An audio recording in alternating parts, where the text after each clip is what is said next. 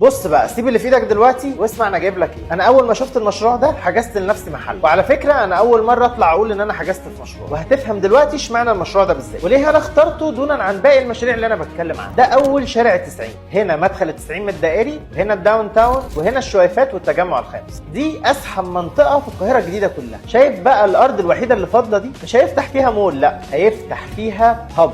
هو ايه الفرق ما بين المول والهب؟ لا الفرق كبير. الهب هو اللي بتكون فيه كل المحلات على الواجهه ومعاها مساحات خارجيه وما فيهوش محلات داخليه اصلا. الهب هو انجح نموذج للمحلات في مصر، لان كل المحلات والمطاعم ومحلات الملابس والكافيهات كله بيبقى على الواجهه. بص معايا كده تصميم المكان عامل ازاي؟ لا بجد بص تحفه. انت هيبقى عندك هنا صف مطاعم وكافيهات ومطاعم فاست فود رهيب. وعلى فكره المطاعم دي هي اللي هتبقى بتجري وراك عشان تأجر منه، لان المطاعم بتدور دايما على النموذج ده، خصوصا في موقع زي اللي انت فيه ده اللي هو من ارقى وازحم المناطق في التجمع. ومش بس مطاعم، ده محلات الشوزات والملابس والذهب والبيوتي سنتر كله هيبقى عايز يأجر في المكان. انت كمان عندك هايبر ماركت وصيدليه وبنك وشوروم عربيات وكيدز اريا، كل المقومات اللي تخلي المكان ده زحمه صبح وليل. ده شكل الهب يا جماعه، دايما بيبقى زحمه. الناس بتحب الاماكن اللي فيها قعدات خارجيه مفتوحه، وفي نفس الوقت اي اكله عايز تاكلها هتبقى عارف انها موجوده هناك. عايز تشتري حاجه، عايز تسيب الاولاد في الكيدز اريا وتقعد تتعشى او تتمشى وتعمل شوبينج، كل ده في مكان واحد. وهو ده اللي بينجح النموذج ده وبيخليه دايما زحمه. وكمان المطور اللي بيعمل المشروع ده اشهر مطور في التجمع، ودي لعبته اصلا. عارف بقى سعر المحل هناك بيبدا من كام؟ بجد مش هتصدق، المحل